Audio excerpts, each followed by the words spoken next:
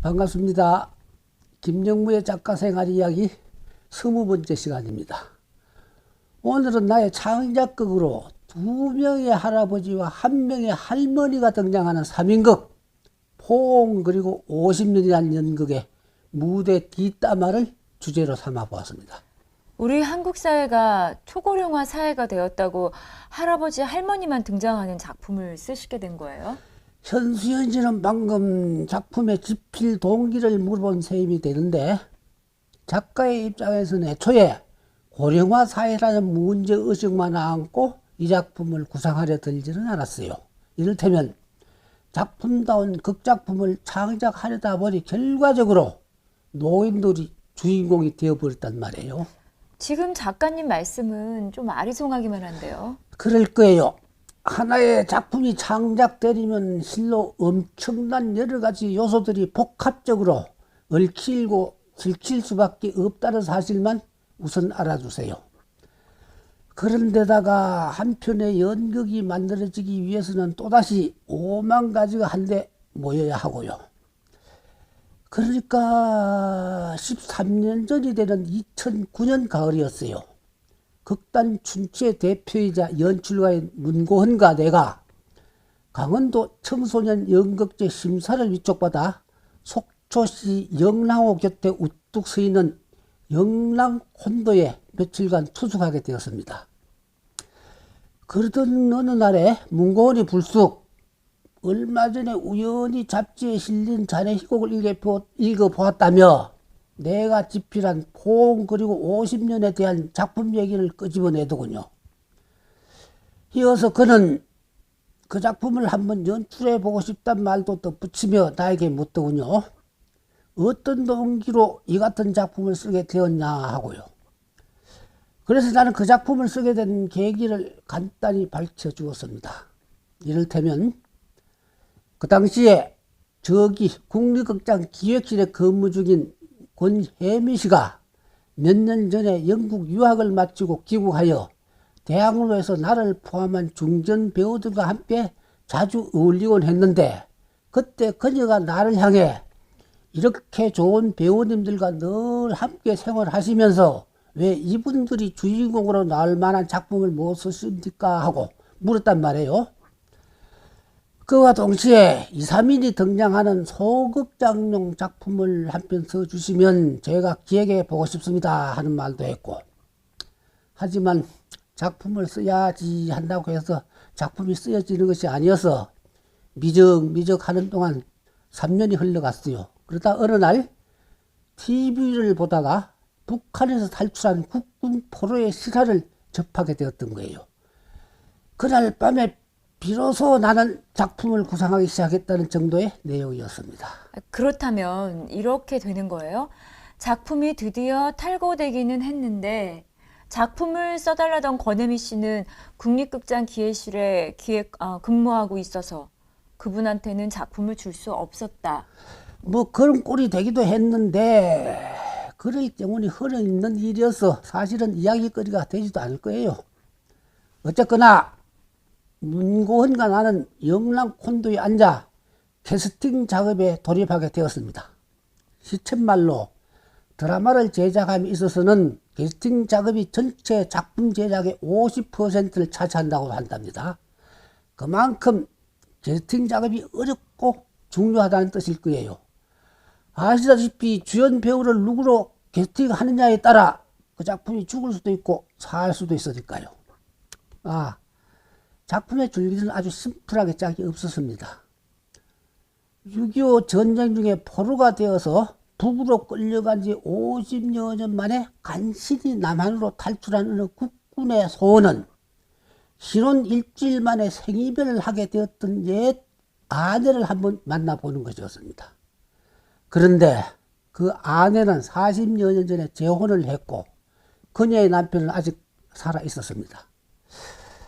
TV를 통해 50여 년 만에 탈북을 한 그 국군의 애절한 사연을 듣게 된 남편은 결혼 40주년을 맞는 날에 아내 모르게 그 국군을 자기 집으로 초청합니다. 그렇게 70대 노인 3인의 대면이 이루어지면서 반백년간 엇갈렸던 그들 세 노인의 애정과 고뇌와 갈등 등이 실타래처럼 풀려집니다. 그래서 캐스팅 작업이 어떻게 된 거예요? 문고은이 북한을 탈출한 국군 포로역으로 정진을 생각하고 현재의 남편 역으로 최종원을 추천하며 나의 의견을 묻더군요.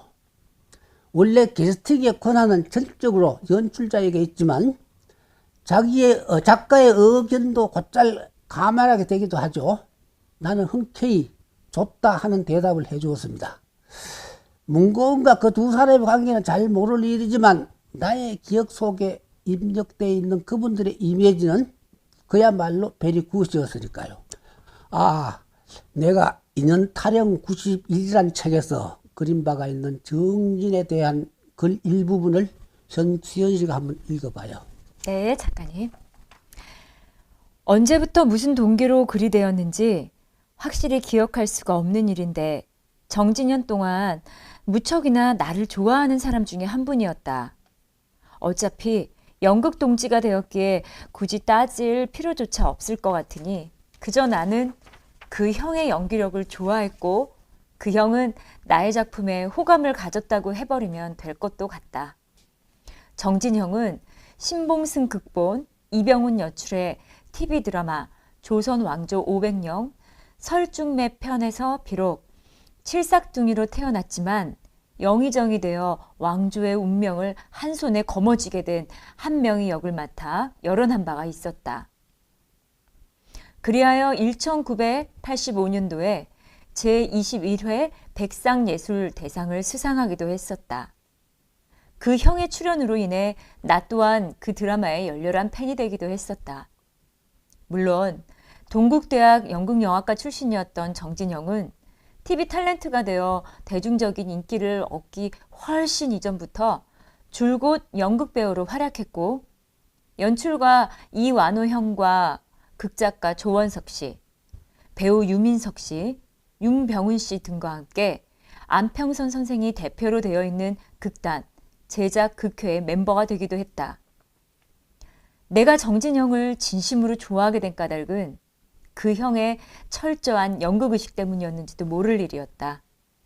이른바 TV 탤런트로 인기를 좀 끌게 되면 연극계를 등지고 마는 배우들이 한두 사람이 아니었고 대중적인 인기로 돈을 벌게 된 탤런트들은 또 대부분 술집 내지 식당 등을 개업하기에 바빴는데 정진형은 한 명이 역을 맡아 번 돈으로 인천에 소극장을 만들어 연극 활동을 계속하려 들었다.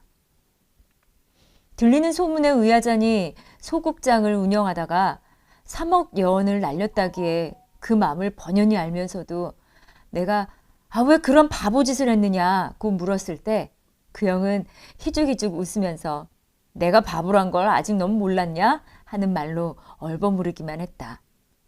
연극으로 인해 날린 돈은 아까워할 까닭이 전혀 없다는 뜻이었다. 남편 역을 맡게 된 배우 최종원은 서울예술대학 연극학과 출신으로 늘 검정색 차이나 스타일의 옷차림을 즐겼습니다. 배우 최종원에 관한 얘기도 하려고 들면은 끝이 없을 것 같은데 내가 최종원을 좋아하는 까닭은 세속적인 이해타산에서 비롯되었거나 피치 못할 어떤 인연에 의해서도 아니었습니다. 한마디로 나는 때묻지 않은 그의 촌놈 근성을 좋아할 수밖에 없었습니다. 촌놈 근성이란 말을 그가 싫어한다 해도 어쩔 수 없는 일이기도 합니다만 나의 주관이니까요. 반세기 동안 내가 최종원을 가까이서 지켜본 셈이 되는데 그는 톱클래스 연기자의 18대 국회의원의 한국연극협회 이사장을 역임하는 등 여러 부문에서 두각을 나타내기도 했지만 그는 한결같은 배짱으로 강원도 삼척 탄광의 촌놈 기질의 순수성을 결코 잃지 않고 있었습니다. 아마 내가 촌놈이기에 촌놈인 그를 알아보게 되었는지도 모를 일이었습니다. 그 작품에 나오는 할머니는 서건순 선생님이셨죠? 그때까지 나는 서건순 여사에 관해서는 아무것도 몰랐습니다. TV 탤런트라는 것밖에는. 내가 서건순 여사는 모르겠다는 말을 하자 문고은은 나름대로 자세히 그녀를 나에게 소개하더군요. 1969년도에 MBC 공채 탤런트 일기라는 사실부터 그녀가 출연한 TV 드라마 타이틀을 줄줄이 읊어주면서요. 그랬는데 내가 서건순 여사에게 호감을 갖게 된 결정적인 동기는 서 여사가 실험극장에서 10여 년간 연극에만 전념했던 경력이 있다는 사실을 전해 들었기 때문이었습니다. 전체를 알 수는 없지만 최근에 나는 영화나 TV 드라마 연기자들이 연극에 출연하여 죽을 쑤는 경우를 흔히 보았기에 영상 매체 배우들에 대한 불안감을 떨칠 수가 없었던 거예요. 단적인 예를 들면 연극에서는 무대에 등장하면 퇴장할 때까지 극적 상황에 놓였기 때문에 배우들이 연기를 계속해야만 하는데 영상 매체 연기에만 익숙한 탤런트들은 자기 대사를 치지 않을 때는 곧잘 자연인이 되어버리더란 말입니다. 카메라의 프레임에서 벗어났다는 식이었죠. 그렇게 캐스팅이 됐고 공연은 또 어떻게 된 거예요? 그 이듬해가 되는 2010년에 서울문화재단으로부터 공연예술 활성화 지원작품으로 선정이 되어 극단 춘추 제100회 정기공연작품이 되었습니다. 그리하여 4월 3일부터 5월 2일까지 대학로 예술극장 3관에서 공연을 하게 되었는데 6.25 전쟁 발발 60주년이 되던 바로 그 해에 또 개막 공연 12여일 전에 발생한 저 천안함 사건으로 인해 흥행에는 실패를 할 수밖에 없었습니다. 어차피 말이 난 김에 실없는 얘기나 좀 더 해볼까요? 문고은, 정진, 최종원, 김영무 이 네 사람은 또 하나같이 골초들이어서 공연 내내 서건순 여사가 분장실을 혼자 따로 사용할 만큼 애를 먹기도 했었답니다.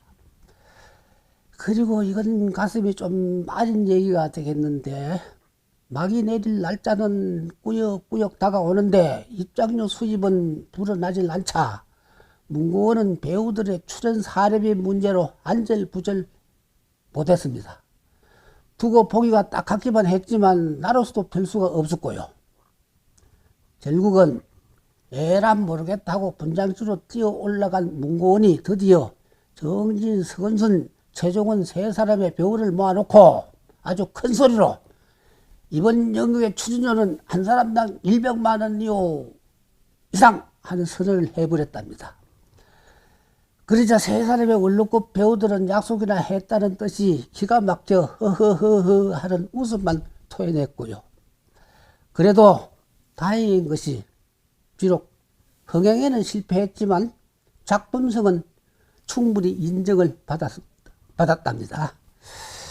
그해 4월 8일자 동아일보의 권재현 기자는 노풍 자기 세대 고뇌와 갈등 잔잔히 그려 하는 타이틀을 달고 다음과 같은 연극 리뷰를 실어주었습니다. 전소연 씨가 한번 읽어볼까요? 네. 연극계 노풍이 거세다. 실버 연극이라고 해서 노인을 주인공으로 한 연극이 뜬 지는 오래. 하지만 정작 실버 연극을 제작하거나 출연하는 이들은 젊은 세대가 많았다. 요즘은 노장 연극인들이 직접 자기 세대의 삶을 무대 위에 형상화하고 있다. 오래될수록 깊은 맛을 내는 연극이 고령화 시대를 맞은 한국적 상황과 공명하고 있는 것이다. 3일 서울 종로구 대학로 예술극장 3관에서 개막한 극단 춘추의 포옹 그리고 50년에 출연하는 3명의 배우는 모두 60을 넘겼다. 정진 69세, 서건수 64세, 최종원 60세였다. 국군포로로 북으로 끌려간 지 50년 만에 남한으로 탈출한 국군포로 권혁준. 정진의 소원은 하나다. 신혼 일주일 만에 생이별한 아내 양다희. 서건순을 죽기 전에 만나는 것. 하지만 양다희는 40년 전에 개가한 몸이다.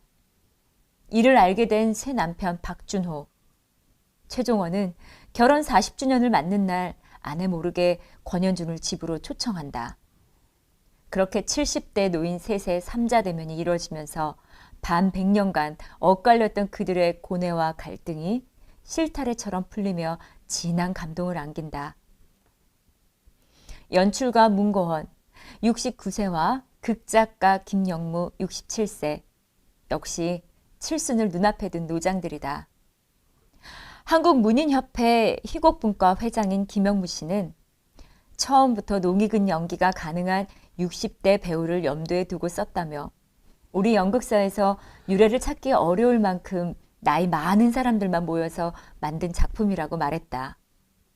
배우 정진 씨는 대사량도 많고 공연 시간도 만만치 않아 겁도 났지만 그만큼 성취감도 크다고 소감을 밝혔다. 지금은 또 뜸해졌는데 그때는 인터넷상에 연극 리뷰를 업로드하는 관람객들이 무척 많았습니다. 그해 4월 9일자 인터넷에 카페 세례가 올린 글의 일부분을 내가 한번 읽어보겠습니다. 제목, 관극의 재미를 느끼게 해준 연극. 연극을 보는 재미는 과연 무엇에 있을까? 이런 우문의 답은 여러 가지라고 답할 수 있을 것이다. 그 중에서 백미는 역시 좋은 희곡소에서 배우들의 빛나는 연기가 될 것이다. 김영무작 무건 연출 극단 춘추 제100회 정기공연 작품인 포옹 그리고 50년은 연극을 보는 재미에서 좋은 희곡 속에서 배우들의 빛나는 연기가 얼마나 좋은 것인지에 대해 공연 내내 보여주는 수작이었다. 줄거리는 아주 간단하여 6.25를 겪으면서 결혼 일주일 만에 생이별 하게 된 권씨와 양씨. 권씨는 전쟁 중에 국군 포로로 북한에 억류된다. 그 후 50년 만에 탈북해 성공해 남한에 오게 된다. 그 사이 양씨는 박씨와 재혼을 하게 되고 정신적 학대와 육체적 학대를 감내하며 살아야만 하는 역사적 희생물이 되어버린 한 여자. 부인의 사랑을 받고자 원했으나 받지 못해 가학적이고 가식적인 사랑으로 진정한 부부애를 느끼지 못한 채 50년을 살아온 현 남편. 그리고 지난 50년을 정신적 고통을 감내하며 멍든 가슴을 안고 아련한 추억과 지고지순한 사랑만을 꿈꾸어온 전 남편. 이렇게 세 사람이 한 장소에서 만나면서 진정한 사랑의 의미를 찾아가는 작품이다. 등장인물 중 결혼한 지 일주일 만에 6.25로 전쟁에 참여했다가 중공군에 의해 포로가 되어 북한의 국군 포로로 남겨졌다. 50여 년 만에 귀국하는 권씨 역은 정진 선생이 맡았다.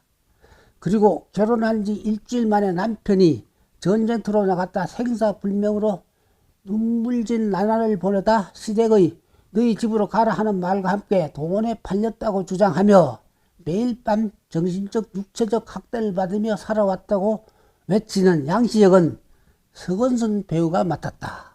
그리고 또 이 역의 핵심 인물일 수 있는 가해자이며 동시에 가장 큰 피해자인 박씨 역엔 최종훈 배우가 맡았다. 정진, 서건순, 최종훈 배우의 묵직함에 김영무 선생의 정갈한 희곡과 함께 100회 정기 공연을 하는 극단 춘추, 문고원 연출에 타협할 수 없는 연극적 뚝심이 모두 합해져 좋은 공연을 소리 소문 없이 만들어내고 있었다. 물론 내용이 젊은 사람들보다는 나이가 있는 분들이 보시기에 더 좋을 수도 있는 아버지들의 사랑 이야기이긴 하지만은 거꾸로 뒤집어 보면 지금 현대인의 부부관계에 대해 아버지 세대가 아들, 딸 세대에게 넌지시 너희들은 이렇게 살아가라 하는 이야기를 해주는 듯 하기도 했다. 그 연극이 정말 재밌었나 봐요, 작가님. 잠깐만요. 사실은 그 작품의 마지막 한순간의 장면을 소개하려고 내가 오늘 이 시간을 마련했던 거예요. 신묵의 철학적 의미를 한번 곱씹어 보자는 의미였어요. 연극 연습이 막바지 고비에 접어들어 동작설에 따라 실현과도 같은 연기가 전개될 무렵이었습니다. 이른바 작품의 클라이맥스가 되겠는데, 최종원은 같은 남자 입장에서 정진이 50여 년 동안이나 그리워했던 옛 부인이 바로 자기 아내임을 알게 되어 두 사람이 회포나 풀라는 뜻으로 일부러 그 자리를 비켜줍니다. 그리하여 50여 년 만에 서건순이 옛 남편인 정진과 1대1로 마주서게 됩니다. 연출가 문고은은 실로 극적인 그 장면에서 그야말로 멋진 대사가 흘러나와야 하지 않겠냐며 욕심을 부리기 시작했어요. 그리하여 밤새껏 따낸 속된 말로 죽여줄 명대사들을 써와서 그 원고들을 배우들에게 나누어 주었습니다. 문고훈이 던져준 새로운 대사를 정진과 서건순이 부지런하게 외워서 다시 연습에 임했습니다. 근데 내가 가만히 모니터링 해보니 그 장면이 오히려 축 처지기만 했습니다. 형, 아무래도 안 되겠는데요? 안 되다니. 대사를 치니까 저 장면이 오히려 처지기만 하는데요? 그래서 대사를 아예 싹 없애버리는 게 좋을 것 같은데요? 대사를 없애고 차라리 신문으로 처리하는 게 좋을 것 같아요. 약 10초가량. 나는 50년 만에 만난 정진과 서건순 두 배우가 침묵의 대화를 나누는 동안 관객들이 마음껏 그들의 비애를 느끼거나 안타까움 등을 느껴보길 원하려 들었습니다. 그래, 이런 국면에서 무슨 말이 소용이 있겠어. 두 사람의 배우들도 내 말에 역성을 들었습니다. 그럼 그렇게 해보지 뭐. 문고은도 다시 모니터링 해본 결과 그 장면에 어울리던 대사가 있을 수 없다는 사실을 절감한 것 같았습니다. 그리하여서 그 장면이 침묵으로 처리되었습니다.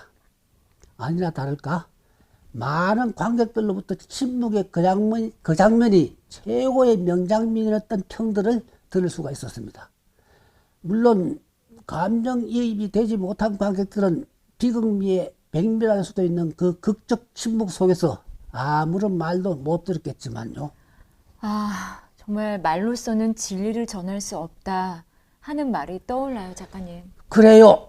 현대 철학은 어느 철학이란 말이 있는데 어느 철학의 끝은 결국 침묵이 될 거예요.